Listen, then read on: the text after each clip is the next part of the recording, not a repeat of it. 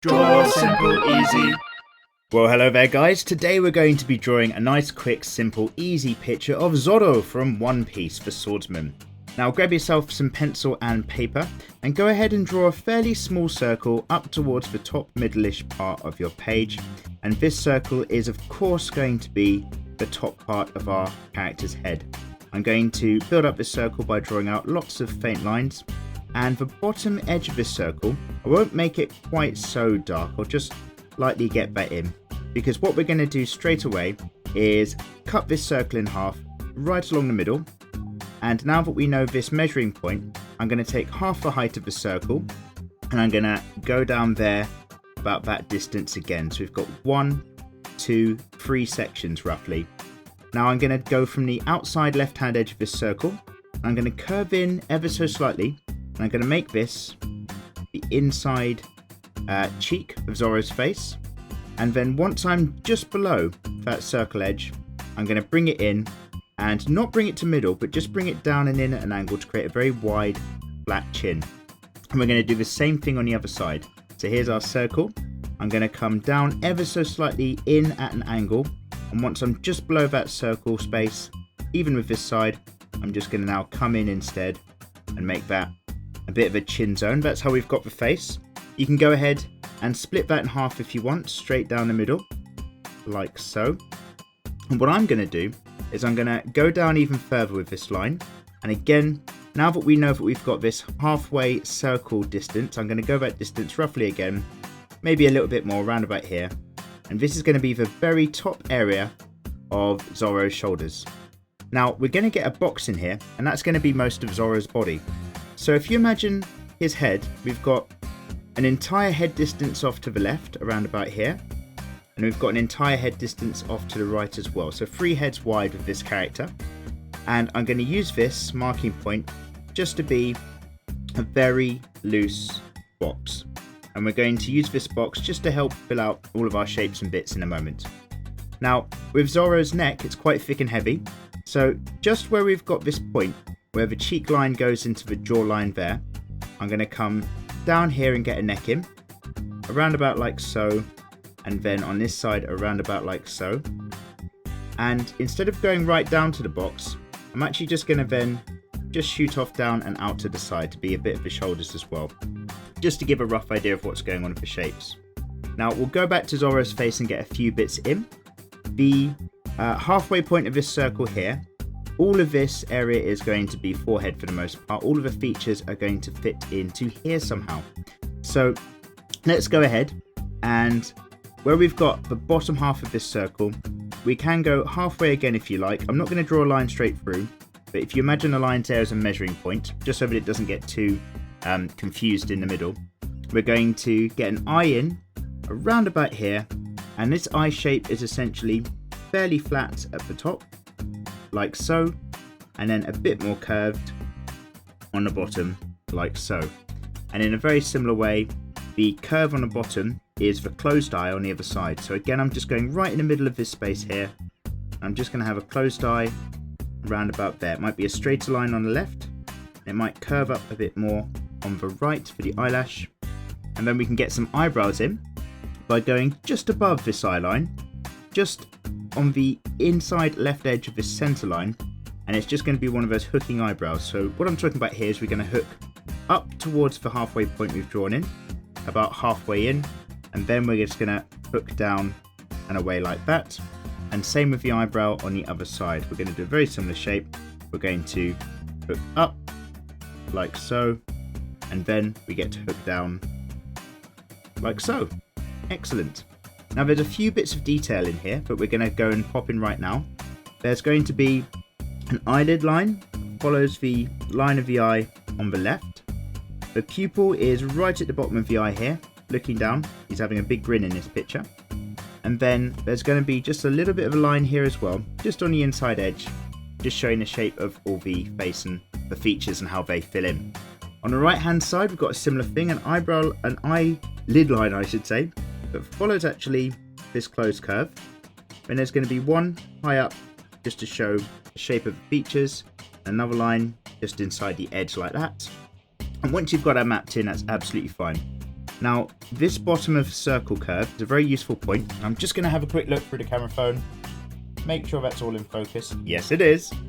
And we're going to draw the nose just to the left of the center line. So I'm going to start above the eyebrow just to show where it's all bunched in.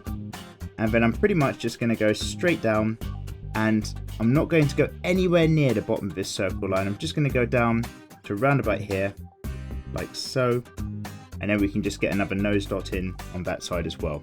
And the reason why we've got so much space where the bottom of the circle is the majority of this is going to be Zoro's great big grin. So if I imagine where we've got the eyes, a point here right on the bottom edge of the circle, and a point here as well, again right on the bottom edge of the circle, and for me that's going to be the upper limits of each edge of Zoro's mouth. So I'm going to come in ever so slightly, and I'm going to draw a line that actually ever so slightly curves up more than anything, like that. And then if we imagine where this jawline comes in here, an imaginary line that cuts all the way through, the smile's going to drop just below there. So I'm going to put in this really big, great big grin like this and like this, and then flatten it out at the bottom like so. Just going to snap the end off my pencil so I've got a sharp point again, and just really just get that shape in. So it's up there, it's up and in on that side. He's having a great old day, Zoro. And then it's down and in for the smile here, and down and in for the smile there. There's going to be a line just below there to show the thickness of the lip, and we'll get a line that again curved ever so slightly upwards. That's going to be where we mark in Zoro's teeth and bits. And then just a tiny bit of definition on the teeth, maybe there, maybe there, but that's about it. Now obviously Zoro has a scar on his left eye on our right hand side, so that goes from just above the eyebrow, and it follows from the point of the eyebrow itself through the eye and down to about level with the nose, like so. And his ears are just going to be below the eye level because we've got a bit of an under angle looking up there. So I'm just going to get an ear shape around about here, just below the eye level, and it meets in just before that jaw shape just here, and then a little bit of line there just to define what's going on. Very similar on this side, very small ear shape, get it in there, just show there's a bit of shape going on the inside edge, like so, and then we get to worry a bit more about Zoro's hair and bits.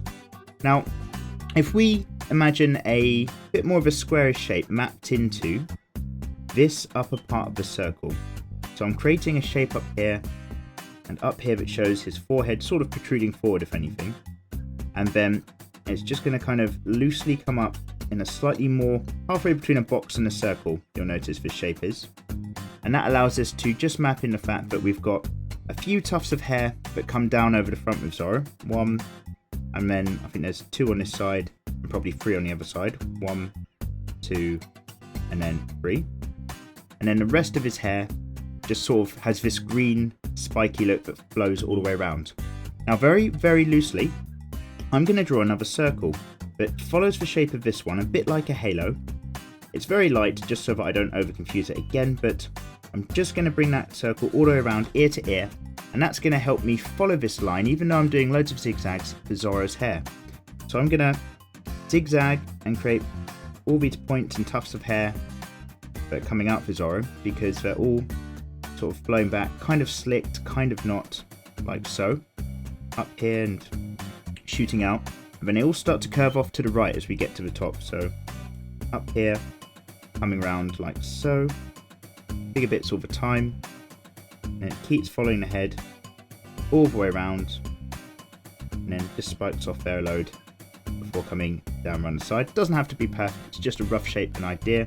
And then this inside edge obviously becomes this hairline for us as well as up the top around about here where the hair is on there. Excellent, so that's very loosely got that on as well. Now if we go back down to this box then, let's imagine a center line to around about here, and we've got this whole neck shape coming in. We're going to start by this corner here, we're going to bring a V about halfway down to that halfway point, and then up there, that just shows the muscles of the neck a little bit.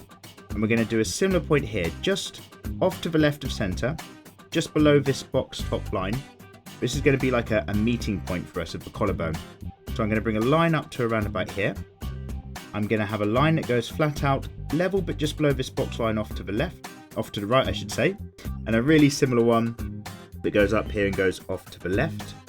And what we're going to do now is we're going to, from this inside neck edge, we're going to go about, if you imagine, let's get this box in, halfway, let's map a quarter here, let's map a quarter there. Excellent. What we're going to do is from about here, I'm going to go from this top edge down to this bottom edge, and this is just going to be very roughly as a guiding point, his kimono or his open robe that he wears. Give that material a bit of thickness up here, and a nice hem, nice and heavy there. A very similar thing on this side, but with a bit more of a shape. So we're going to come in following this again.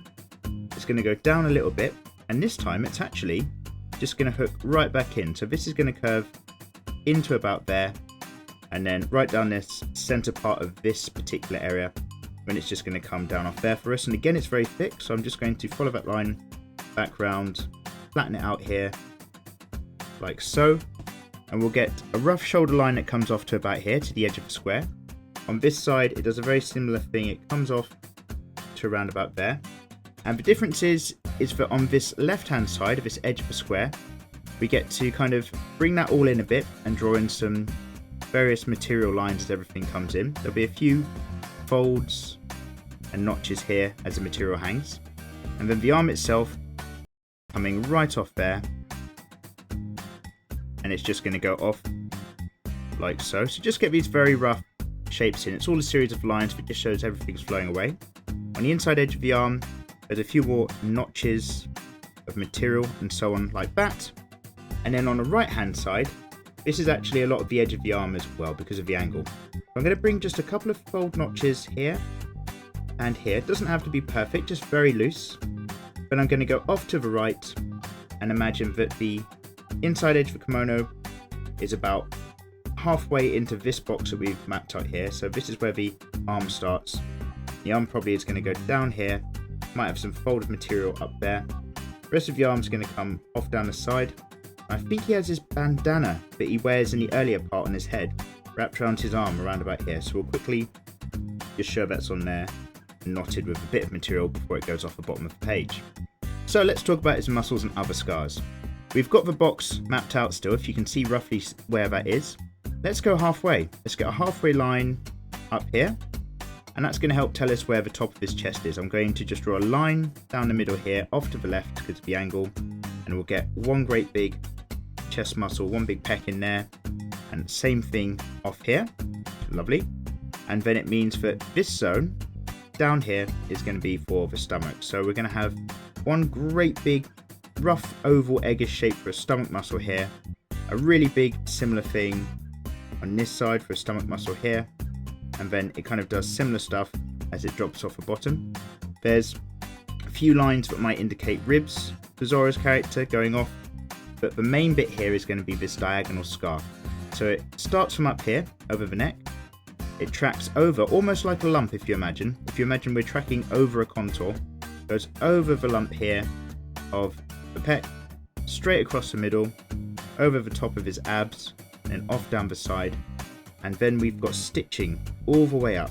So we've drawn the line in, and now you just follow the line all the way back with these little stitch marks where everything was sewn back together. Get a few lines in there to indicate a bit more neck. And really, that is about it. The next thing we just need to do is sort out a few of his little bits of extras, such as his triple earring. So if we imagine a box just dropping straight off of his ear around about there, all we need to do is split it into 1, 2, 3 cylinders with 1, 2, 3 piercings on the ear. I think on this edge of the chin, I'm just gonna maybe tuck that up a little bit more like so. And his smile, I'm just gonna actually bring it to be a little bit wider as well. Now, if I just erase ever so slightly the inside edge here, and see, I do rub out sometimes, that's why we have an eraser. I'm just gonna make that smile a bit bigger, a bit wider. I just think that encompasses him as a character a little bit better. When he's grinning, he's having a great time. He doesn't often smile, Is it a harsh past? Who hasn't? But it's good to get it in. Now let's just focus on this hairline ever so slightly. Where we've got all the bits coming in, we need to just show that this hair is curving and flowing out to create these shapes. These are all bits of hair that follow around with the character, or they're all just going to be slicked back on that side. And equally, they're all through these various lines, just flowing back off the top of the head there. It's good to show a bit of direction. And that doesn't need to be perfect. There's all sorts of bits of hair going on with Zoro around about there. But don't forget these tufts that go down over his forehead at the top. And that is it. We've got ourselves a nice, quick, simple, easy picture of Zoro from One Piece. I hope you found that useful. Let's drop into some time lapse. I'm going to put some ink on top to show you what's going on, and I'll see you guys right at the end.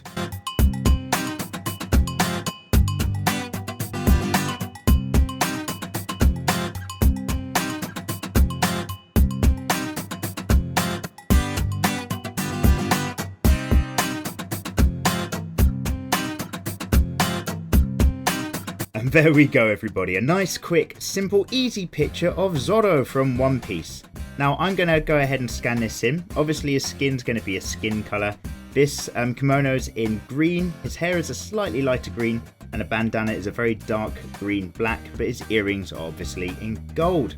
I hope you guys found this to be useful. I hope you all had a go at home. So don't forget to give this video a thumbs up, give it a like, and come and click subscribe if you're not subscribed to mikeymegamega already. We've got lots of drawing fun video games and other things as we go along. Thank you very much for watching. I hope you have a lovely week. Take care. Bye-bye.